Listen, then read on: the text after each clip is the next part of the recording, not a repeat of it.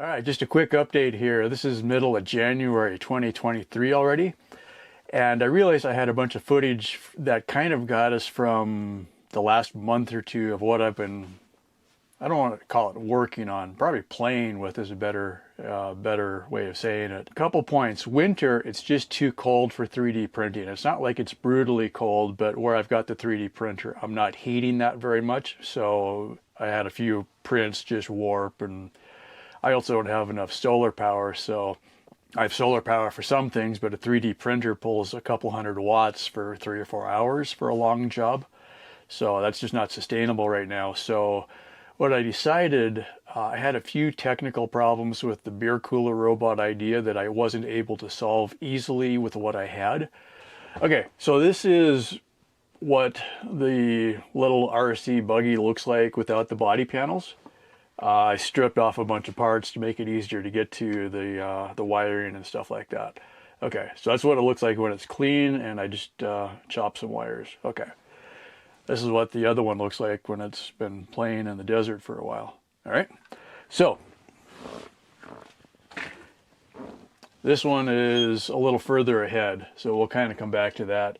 What I've got though is 3 or 4 videos. I've got about 5 hours of footage. I started off, the buggy when I first bought it had a little toy radio control that came with it.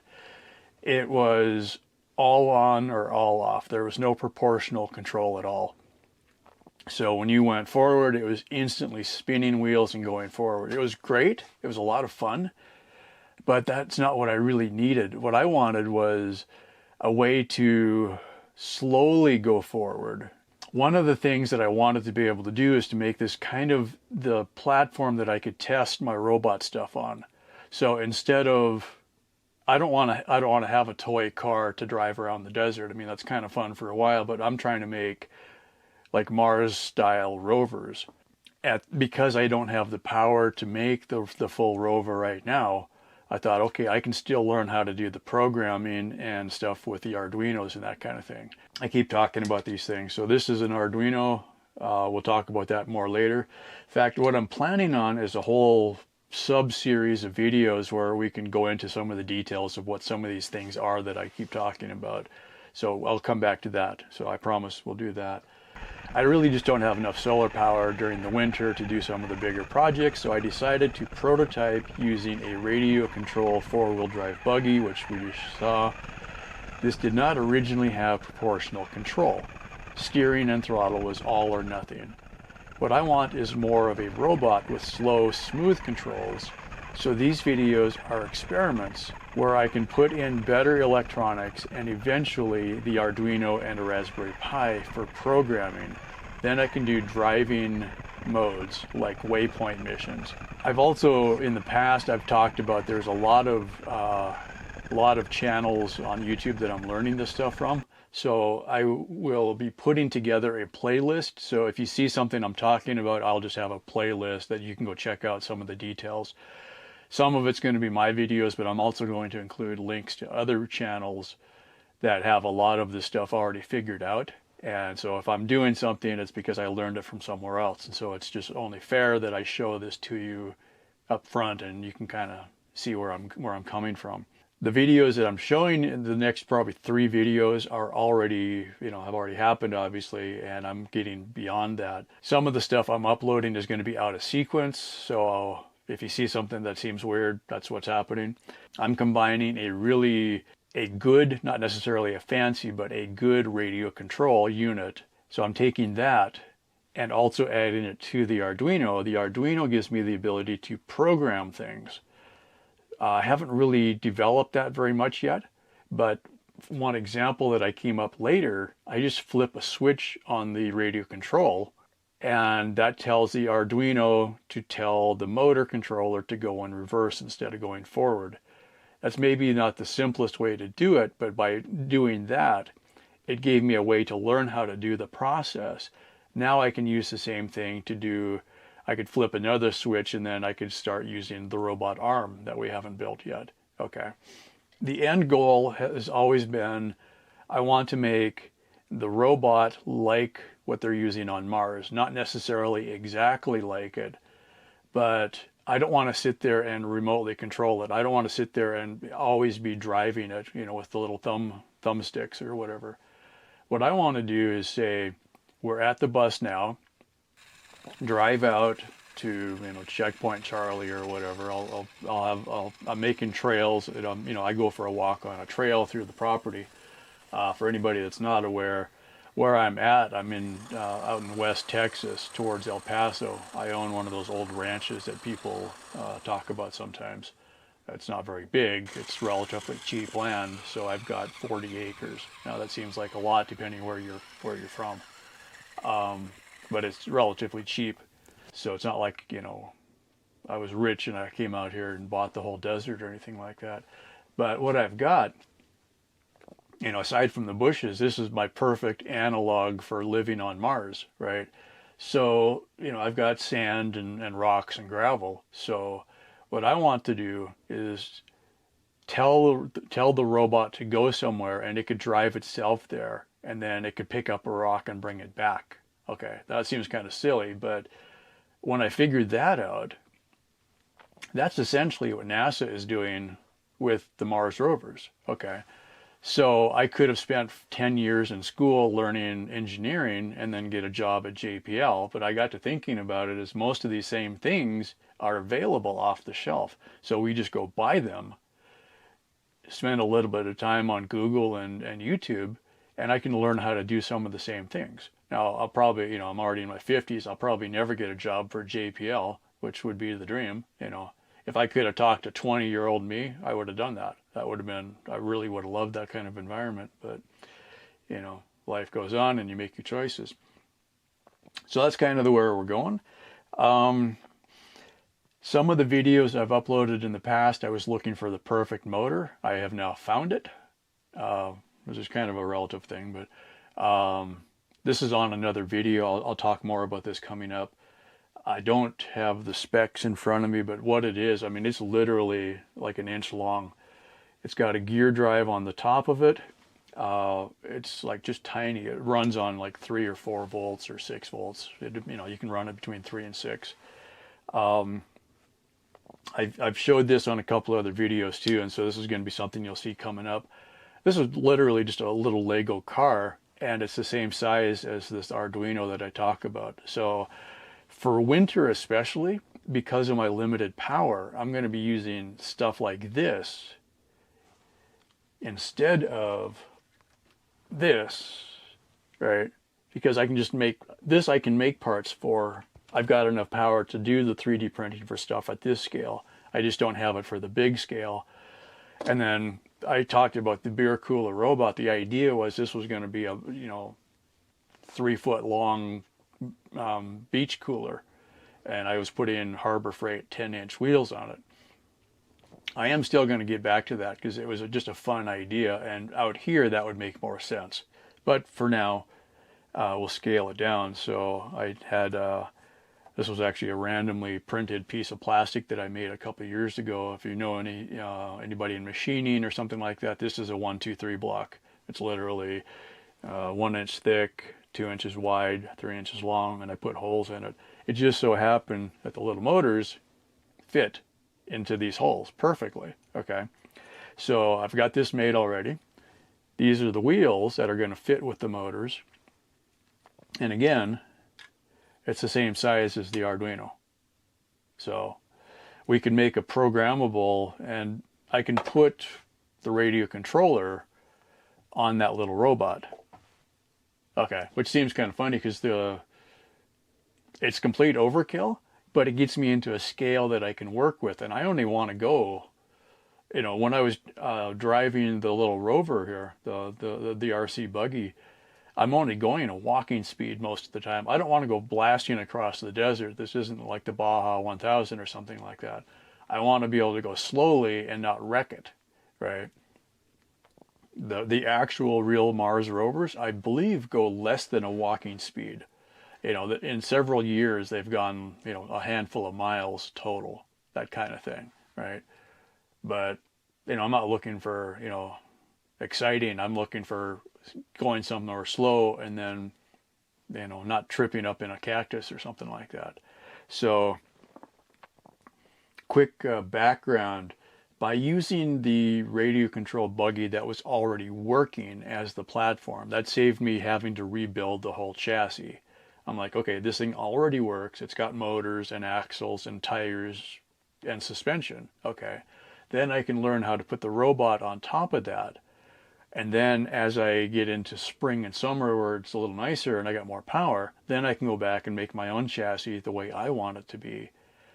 And then we can go forward. But by spending the winter on the programming side, what I'm doing, again with my favorite little Arduino here, the software is going to be the secret sauce. And when I get the software working, it'll just scale up and down. The same software could drive, a tank as it could drive a little Lego car. So I'll have the same radio controller that can reach out probably 1,000 feet. It's literally further than I can see the buggy. I drove it all the way down the road a while ago, and it worked great.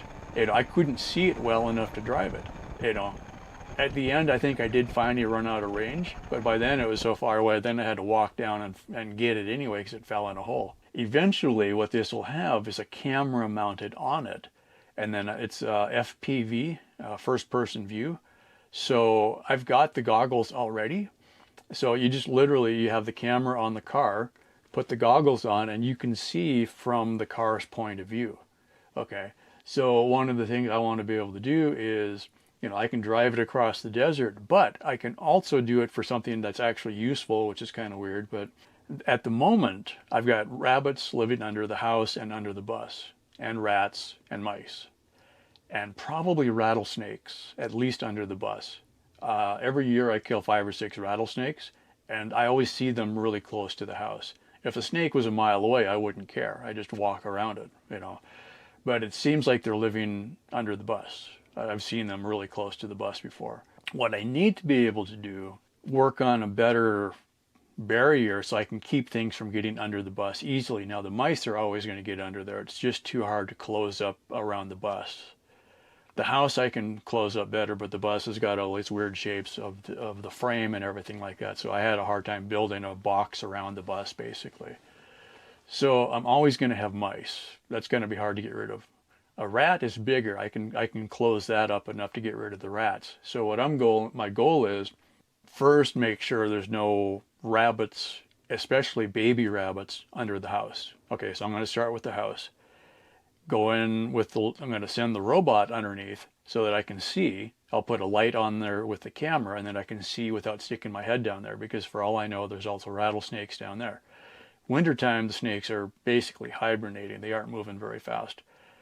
But I'd like to know if there is one down there before I completely barricade it. Okay, so I want to make sure the rabbits are out and there's no babies and no nests. Then I can, pour gravel around the outside of the house, and then they can't dig under it again. Because I've kept them out for a couple of years, and then when I was gone on the bike trip, then they took the time and dig their holes again. Okay, so we'll do the house first, but I need something that can get underneath and see. The original RC buggy was going too fast. It was very hard to control in tight spaces. So I want something slower. That's one of the reasons that we're doing this. Now I could just put a camera on a stick. In fact, we might do that just to get going. But either way, I still want to be able to see underneath there. And to be able to get all the way into the corners and make sure there isn't some little hole that I didn't know. And, because rabbits dig. So for all I know, they've got a burrow somewhere that I could shine the light and I'd never see it. Once we've made sure there's no rabbits under the house, then I can close it up. I can then put poison and traps under the house and clean up the mice. I really would feel bad if I end up catching a rabbit in a trap. As far as, I like the rabbits. The problem is the rabbits are this big and the mice are this big, and the snakes can get through a hole this big. The snakes can go in through a hole and get the mice. So I have to keep the rabbits out to keep the snakes and the mice and the rats out. That's kind of the problem. We'll get back to that later. So that's kind of the end goal, is to make something that's got enough control that I can drive it into a spot and not have to crawl in after it because it gets stuck. Right? And under the house, I might just tie a rope onto the end of it so that if it does get stuck, I can pull it out again. Yeah, that'd be kind of one of those things. Anyway, so that kind of covers what we're doing. This is January 2023. The four-wheel drive buggy is working really good with the remote controls. So that's a really good platform. As I get time, I'm going to go back and I'm going to work on the littlest one with the littlest wheels. This is basically printed, so now I got to put it together, and we'll go from there. A stretch goal. I don't know if there's any interest in something like this. If you're watching this video, hopefully you're interested in it. My goal would be to get to the point that I can make some kind of a rover that people could buy as a kit or download the plans and you could 3D print your own. Anything I do from software, I'm going to release for free. So, like for instance, these motors I found on eBay. I'll publish what I use, and then you can just Google it and find them. They came out of China. Okay.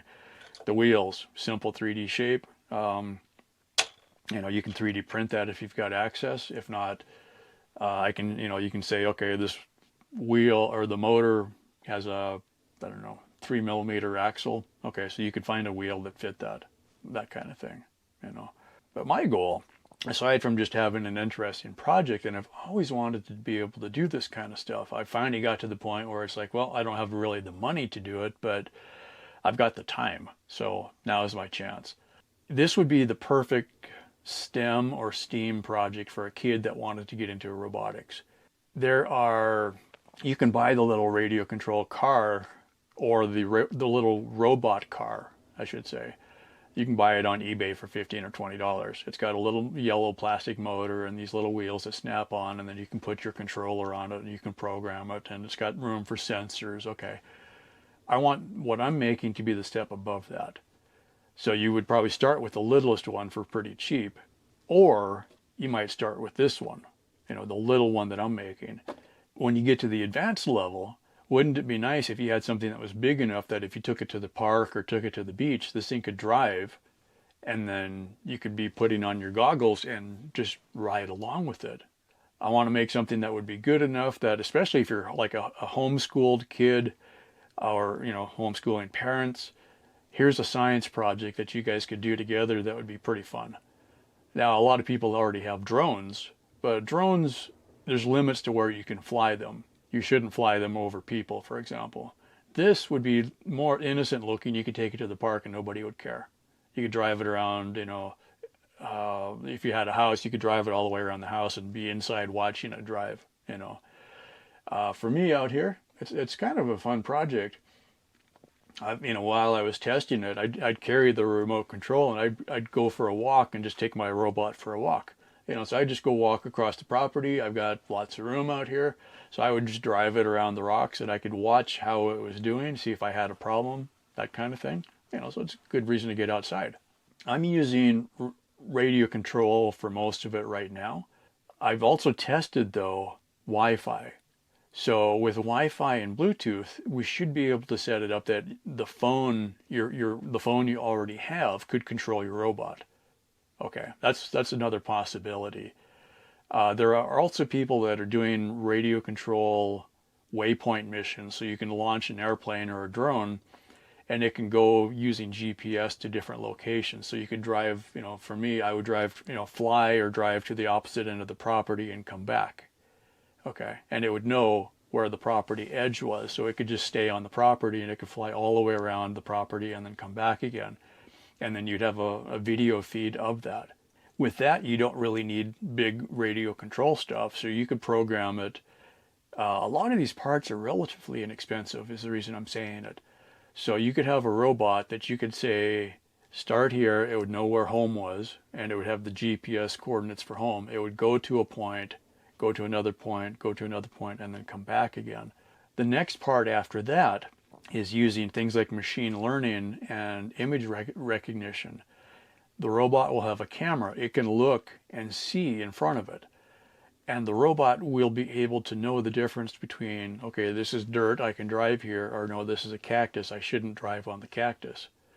And I'm seeing a lot of people doing this. It's above what I'm doing right now, but that's one of the end goals. Eventually end up with a robot that would say, okay, go from here to here, find your own path and work your way through the bushes. because it could know the difference between, okay, that's a bush, I can't drive through that, but over here is an opening and I can drive there. So it would find its own way. And then over time, the machine learning aspect of it would get faster, and it could remember where it went last time, and it would just follow the same tracks. That's possible. There are people doing that. And a lot of them are very generous in that they're sharing how they're doing that freely on the internet. So as I find these people, I'm going to be bookmarking them, and part of the resources that I'm going to release for free is going to be all of these other people that are also doing the same kinds of things. So literally, I'm standing on the shoulders of giants, and I'll put my own little spin on things, and then, you know, anybody else that's watching, if you're interested, then you could start with a $20 radio controlled car that we bought off of eBay. And Arduino is what, $7, something like that. Okay. The software is free. You can download it. The steering mechanism that I'm using, where is it? Down here, a little blue thing. It's a micro servo. They're $5 a piece, something like that. It's made for model airplanes and stuff like that, but it's working just fine for that.